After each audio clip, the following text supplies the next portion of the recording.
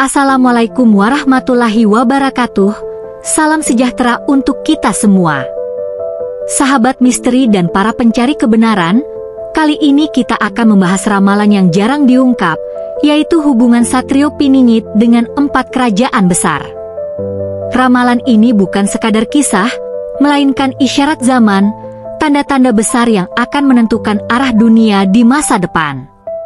Namun sebelum kita masuk lebih dalam, jangan lupa untuk subscribe channel ini, tekan tombol like bila kalian menyukai konten-konten ramalan, dan aktifkan lonceng notifikasinya agar tidak ketinggalan kisah-kisah menarik berikutnya. Dukungan kalian adalah energi bagi kami untuk terus menghadirkan kisah mistis, ramalan leluhur, dan rahasia kehidupan yang penuh tanda-tanda gaib. Mari, kita mulai perjalanan ini dengan hati yang tenang, pikiran terbuka, dan jiwa yang siap menerima cahaya kebijaksanaan. Ramalan leluhur seringkali menyebutkan bahwa kelahiran seorang pemimpin besar tidak pernah berdiri sendiri. Ia selalu hadir dalam lingkaran peradaban, diapit oleh kekuatan yang berakar dari masa lalu dan menguasai masa depan. Begitu pula dengan Satrio Piningit, sosok misterius yang diyakini akan bangkit ketika dunia penuh dengan kegelisahan, perpecahan, dan kehilangan arah. Keberadaannya sering dikaitkan dengan bayangan 4 kerajaan besar yang akan menjadi tanda-tanda zaman. Keempat kerajaan itu tidak hanya dilihat sebagai entitas politik atau geografis, melainkan simbol dari kekuatan dunia yang saling beradu pengaruh. Dalam ramalan kuno, 4 kerajaan ini melambangkan timur, barat, utara, dan selatan. Ada yang menafsirkannya sebagai kekuatan adidaya dunia modern, ada pula yang melihatnya sebagai kelanjutan dari kerajaan-kerajaan Nusantara yang dulu pernah jaya. Apapun tafsirnya, keempat kerajaan itu akan berperan dalam perjalanan munculnya Satrio Piningit. Kerajaan pertama digambarkan sebagai kerajaan dengan kekuatan teknologi dan pikiran, penuh dengan kecanggihan dan ilmu pengetahuan. Namun mereka kehilangan sisi spiritual. Kerajaan ini akan mencoba menguasai dunia dengan logika, mesin, dan kekuatan buatan. Kerajaan kedua berpusat pada kekuatan ekonomi dan harta. Mereka bagaikan samudra emas, kaya raya, dan mampu membeli apapun. Namun rapuh karena terikat pada keserakahan. Kerajaan ketiga lahir dari kekuatan militer dan peperangan. Ia disebut sebagai kerajaan besi, membawa senjata yang mampu menghancurkan bumi dalam sekejap. Mereka berdiri kokoh, tapi haus akan darah dan dominasi. Kerajaan keempat justru berada di tanah spiritual, penuh dengan kekuatan batin, tradisi, dan doa. Walaupun secara lahiriah tampak lemah, kerajaan ini menyimpan rahasia besar yang akan menjadi pondasi lahirnya pemimpin agung. Dalam pusaran 4 kerajaan inilah, Satrio Piningit disebut akan bergerak. Ia tidak langsung tampil sebagai raja dunia, melainkan bagaikan matahari yang perlahan terbit dari ufuk timur. Pada awalnya, hampir tak ada yang mempercayainya, bahkan ia dipandang sebelah mata. Namun lambat laun, peranannya semakin jelas, menyeimbangkan kekuatan yang timpang di antara 4 kerajaan tersebut. Ramalan kuno juga menyebut bahwa 4 kerajaan itu akan mengalami masa perseteruan hebat. Mereka saling merebut pengaruh, saling menjatuhkan, hingga dunia dipenuhi oleh kegelapan dan peperangan. Saat itulah, Satrio Piningit muncul bukan sekadar sebagai penyelamat, tetapi juga sebagai hakim yang adil. Ia membawa cahaya yang memecah kegelapan, mengingatkan manusia akan nilai luhur yang telah lama dilupakan. Namun kemunculan Satrio Piningit bukan berarti ia langsung disambut dengan tangan terbuka. Justru 4 kerajaan besar itu akan memujinya. Ada yang berusaha merekrutnya, ada pula yang hendak menyingkirkannya. Tetapi, seperti ramalan leluhur, Satrio Piningit tidak bisa dibeli dengan emas, tidak bisa ditundukkan dengan pedang, tidak bisa dipengaruhi dengan tipu daya. Ia hanya tunduk pada takdir ilahi. Awal pertanda sudah mulai nampak ketika dunia berada di titik rawan, kerusakan alam, kehancuran moral, perpecahan bangsa, dan keserakahan tanpa batas. Semua itu menjadi panggung tempat 4 kerajaan besar memainkan lakon, sementara sang satrio menunggu saatnya untuk bangkit. Mereka yang peka terhadap tanda-tanda zaman akan melihat bahwa kemunculan Satrio Piningit bukanlah sekadar mitos. Ia adalah jawaban, dan hubungannya dengan 4 kerajaan besar akan menjadi kunci perubahan peradaban manusia. Kerajaan Timur selalu digambarkan sebagai pusat cahaya pengetahuan, tempat lahirnya kebijaksanaan, filsafat, dan ilmu spiritual kuno. Dalam banyak ramalan, Timur adalah sumber matahari yang menyinari dunia, tetapi juga bisa menjadi sumber bara api yang membakar jika tidak terkendali. Disinilah salah satu poros penting yang akan menentukan hubungan Satrio Piningit dengan dunia. Kerajaan Timur dikenal dengan tradisi yang panjang, akar budaya yang kuat, dan ketaatan pada leluhur.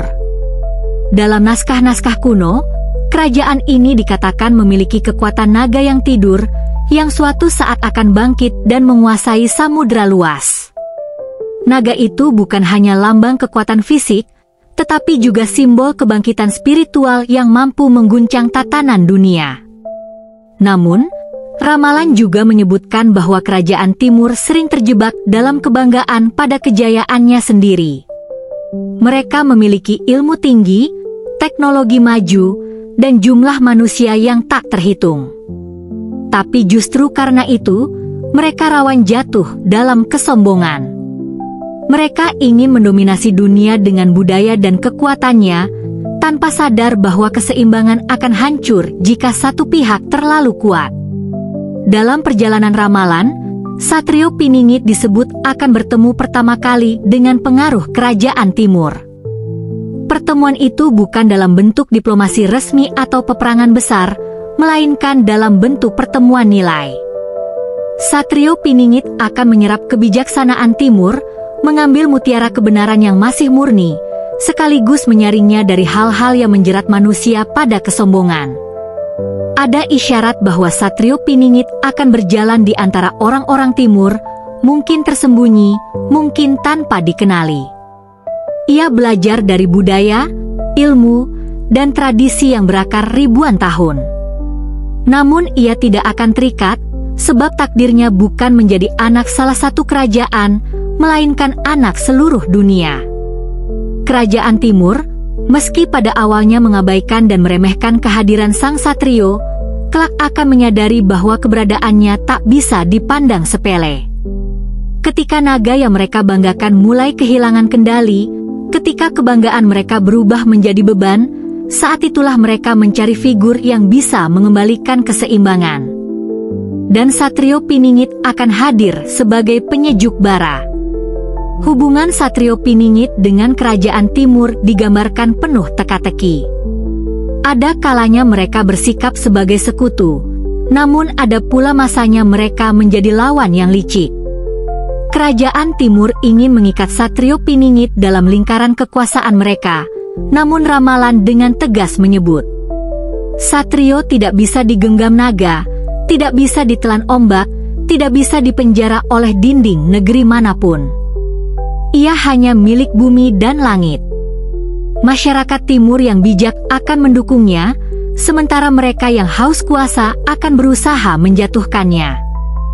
Perlawanan itu menjadi ujian pertama bagi Satrio Piningit untuk menunjukkan bahwa ia bukan sekadar manusia biasa, tetapi pemimpin yang dilindungi oleh cahaya ilahi.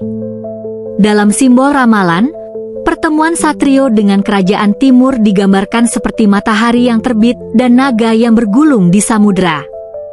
Terbitnya matahari membuat naga terlihat jelas. Apakah ia akan menari dengan indah, ataukah mengamuk dan menghancurkan?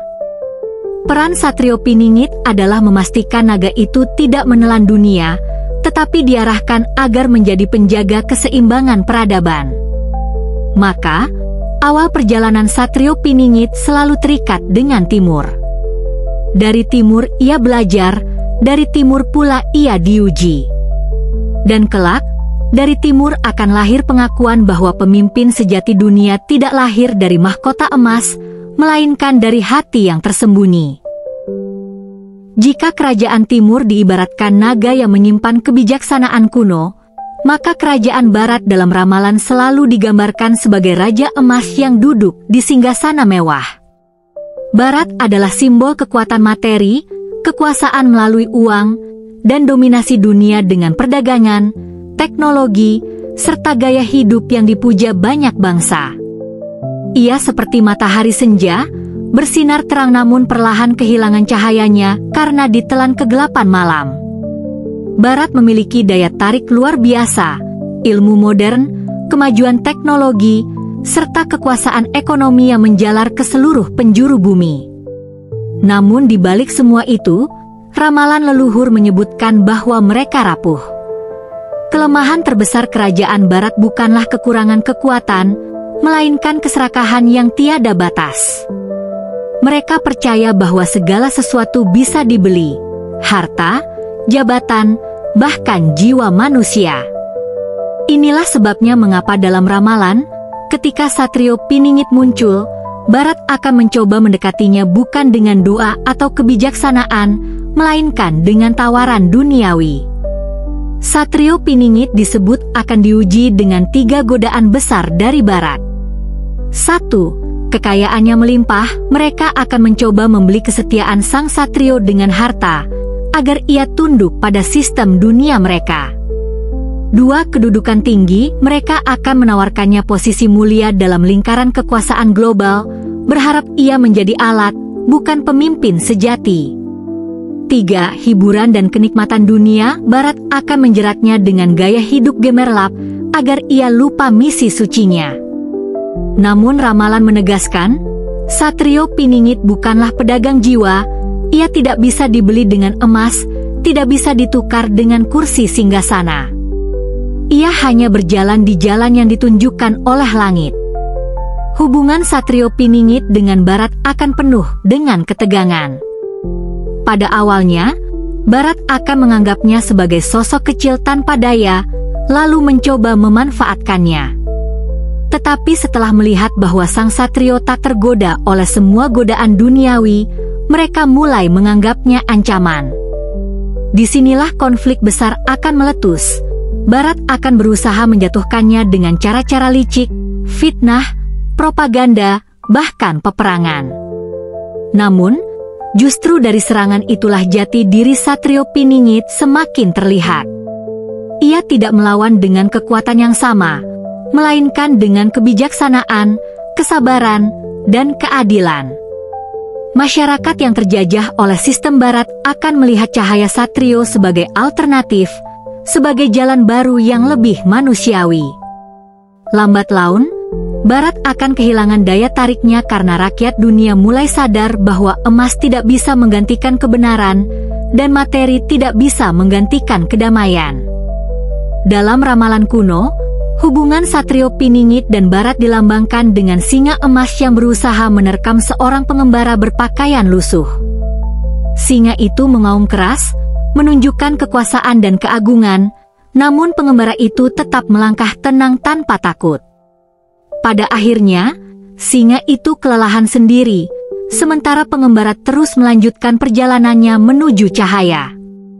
Barat mungkin akan tetap mempertahankan kekuatannya, tetapi ramalan menyebutkan bahwa pengaruh mereka perlahan pudar. Cahaya palsu akan redup ketika cahaya sejati dari langit mulai tampak melalui sosok Satrio Piningit. Ujian materialisme ini bukan hanya untuk sang Satrio, tetapi juga bagi seluruh manusia. Apakah mereka memilih jalan emas yang menipu, atau jalan sederhana yang membawa keselamatan? Dengan demikian, babak Barat adalah ujian besar bagi Satrio Piningit, ujian yang membuktikan bahwa ia bukan sekadar manusia biasa yang bisa diperdaya oleh kilau dunia. Ia adalah pemimpin yang lahir dari penderitaan, bukan dari kemewahan, dan itulah yang membuatnya berbeda dari segala raja yang pernah ada. Kerajaan utara dalam ramalan leluhur sering digambarkan sebagai gunung besi yang menjulang tinggi, kokoh, dan menakutkan. Mereka adalah lambang kekuatan militer, peperangan, dan disiplin keras. Berbeda dengan kerajaan barat yang menguasai dunia melalui harta, utara menguasai dengan pedang, senjata, dan rasa takut. Ramalan menyebut mereka sebagai pemilik guntur dan petir yang mampu meluluhlantakkan negeri-negeri dengan sekali hentakan. Masyarakat utara dikenal tangguh, tahan penderitaan, dan siap berperang kapan saja. Mereka membangun kekuasaan bukan dengan diplomasi manis, tetapi dengan ancaman dan kekuatan fisik. Bagi mereka, hukum yang berlaku adalah hukum rimba. Siapa yang kuat, dialah yang berkuasa. Dalam catatan kuno, kerajaan utara digambarkan sebagai Raja Serigala yang selalu mencari mangsa baru untuk diperebutkan. Ketika Satrio Piningit muncul, utara melihatnya bukan sebagai sekutu atau kawan, melainkan sebagai tantangan. Mereka tidak percaya pada kekuatan spiritual atau kebijaksanaan batin. Yang mereka hormati hanyalah kekuatan nyata, senjata, pasukan, dan kemenangan di medan perang. Karena itu, Satrio Piningit akan diuji dengan cara yang paling keras, konfrontasi langsung dengan kekuatan besi. Ramalan menggambarkan bahwa pertemuan antara Satrio Piningit dan Utara akan berlangsung dalam suasana yang penuh ketegangan. Utara akan mencoba menaklukkan sang Satrio dengan ancaman, tekanan, bahkan mungkin dengan peperangan. Namun, yang mengejutkan dunia adalah cara Satrio Piningit menghadapi mereka. Ia tidak membalas dengan kekuatan fisik semata, melainkan dengan strategi, kecerdikan, dan kekuatan moral. Ada ramalan yang menyebut, pedang besi bisa mematahkan tubuh, tetapi tidak bisa mematahkan jiwa yang dilindungi cahaya langit. Itulah yang terjadi pada Satrio Piningit. Ia mungkin akan menghadapi penderitaan, bahkan hampir binasa oleh serangan utara. Tetapi justru dari penderitaan itulah, ia memperlihatkan kekuatan sejatinya, kesabaran, keteguhan, dan keberanian yang tak tergoyahkan. Ujian ini membuktikan bahwa Satrio bukanlah sosok rapuh yang hanya bisa bicara, melainkan pemimpin sejati yang mampu bertahan di tengah badai besi. Lambang ramalan tentang hubungan Satrio dengan Utara sering digambarkan sebagai burung Garuda yang dikepung serigala. Serigala-serigala itu buas, menggigit, dan menyerang dari segala arah. Namun Garuda tidak gentar. Dengan sayapnya yang perkasa ia terbang tinggi, hingga serigala tak mampu menjangkaunya. Gambaran ini menunjukkan bahwa meskipun Utara memiliki kekuatan militer yang menakutkan, mereka tidak bisa menjatuhkan pemimpin yang dilindungi oleh langit. Namun bukan berarti Satrio Piningit menolak semua dari Utara. Ramalan juga menyebutkan bahwa dari bangsa yang keras itu, ia akan menemukan pasukan setia yang kelak berbalik mendukung perjuangannya. Orang-orang yang bosan dengan peperangan tanpa tujuan, yang mendambakan pemimpin sejati, akan meninggalkan Raja Besi dan memilih mengikuti sang Satrio. Dengan begitu, kekuatan militer yang awalnya menjadi ancaman, pada akhirnya bisa menjadi tameng untuk melindungi kebenaran. Pertarungan dengan Utara bukan hanya soal senjata, melainkan soal uji keberanian dan keteguhan hati. Dunia akan menyaksikan bahwa Satrio Piningit bukanlah pemimpin yang lahir dari kenyamanan, melainkan dari penderitaan, luka, dan peperangan. Dan justru itu yang membuatnya tak tergoyahkan. Maka, hubungan dengan Utara adalah fase paling keras dalam perjalanan Satrio Piningit. Bila ia mampu melewatinya, maka dunia akan mulai percaya bahwa ia memang pemimpin yang dijanjikan ramalan. Pemimpin yang tidak bisa ditundukkan oleh emas, tidak bisa dibungkam oleh besi. Jika timur adalah naga kebijaksanaan, barat adalah singa emas, dan utara adalah serigala besi, maka selatan dalam ramalan digambarkan sebagai pohon beringin raksasa yang menaungi manusia dengan akar dan cabangnya. Kerajaan selatan bukanlah pusat kekuatan materi atau militer, melainkan pusat spiritualitas, tradisi, dan doa. Ia bagaikan tanah subur yang menyimpan rahasia kebangkitan peradaban. Dalam naskah kuno, disebutkan bahwa dari selatan akan lahir cahaya pemimpin agung. Cahaya itu awalnya redup, tersembunyi di balik kabut penderitaan, namun perlahan semakin terang hingga seluruh dunia melihatnya. Cahaya itulah yang dihubungkan dengan Satrio Piningit. Ia bukan raja yang lahir dari istana megah, melainkan pemimpin yang muncul dari kesunyian, dari tempat yang tidak diperhitungkan dunia. Selatan melambangkan manusia yang hidup sederhana, dekat dengan alam, dan masih menjaga tradisi leluhur. Disinilah akar spiritual dunia masih terpelihara, meskipun tertutup oleh debu modernitas. Ketika timur, barat, dan utara saling berebut kekuasaan, selatan tetap bertahan dengan doa, tirakat, dan kesabaran.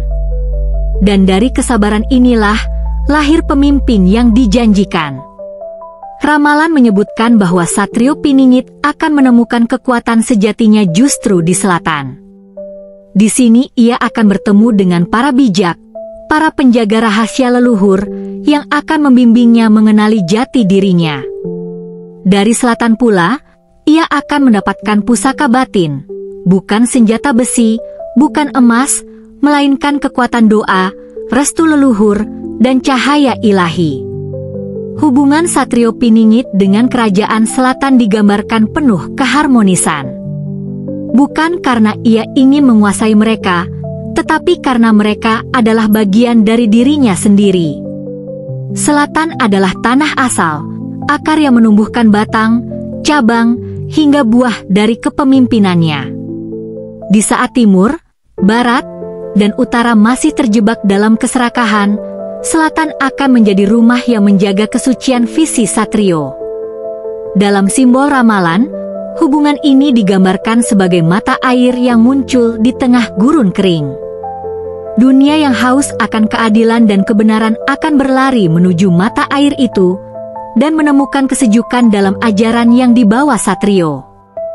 Dari selatan, kebangkitan spiritual akan menyebar ke seluruh penjuru, mengalahkan kekuatan materi dan senjata. Namun, bukan berarti jalan Satrio di selatan tanpa ujian. Justru karena ia lahir dari akar spiritual, ia harus menghadapi godaan terakhir. Apakah ia akan tetap rendah hati, atau tergoda menjadi raja yang dipuja-puja berlebihan? Ramalan menyebutkan bahwa Satrio Piningit akan tetap memilih jalan kesederhanaan. Ia tidak haus kekuasaan, tidak mencari tahta, tetapi hanya menjadi pengemban tugas ilahi. Akhirnya, ketika hubungan dengan 4 kerajaan telah lengkap, timur, barat, utara, dan selatan, maka dunia akan melihat perubahan besar. 4 kekuatan itu yang semula saling bertentangan, akan menemukan keseimbangannya melalui kehadiran Satrio Piningit. Timur akan mengingat kembali kebijaksanaan sejati, barat akan belajar bahwa emas bukan segalanya, utara akan sadar bahwa besi tak bisa mengalahkan cahaya, dan selatan akan menjadi pusat spiritualitas yang membimbing semua. Ramalan kuno menutup dengan kalimat, ketika pohon beringin berbuah cahaya, naga tunduk pada matahari, singa emas berhenti mengaum, dan serigala duduk di kaki Garuda, maka tibalah masa Ratu Adil memimpin dunia. Itulah tanda bahwa Satrio Piningit telah menyatukan 4 kerajaan besar, bukan dengan perang, tetapi dengan keseimbangan, doa, dan keadilan. Demikianlah ramalan tentang hubungan Satrio Piningit dengan 4 kerajaan besar. Dari timur, ia belajar kebijaksanaan. Dari barat, ia menghadapi godaan harta. Dari utara, ia diuji dengan kekuatan besi. Dan dari selatan, ia menemukan akar spiritual sejatinya. Semua itu adalah jalan panjang menuju hadirnya Ratu Adil yang akan membawa keseimbangan bagi dunia. Apakah ramalan ini sekadar mitos, ataukah benar-benar akan terjadi di masa depan? Hanya waktu yang akan menjawabnya. Yang jelas, kita sebagai manusia harus tetap menjaga hati, memperkuat iman, dan menyiapkan diri untuk menyambut perubahan besar yang akan datang.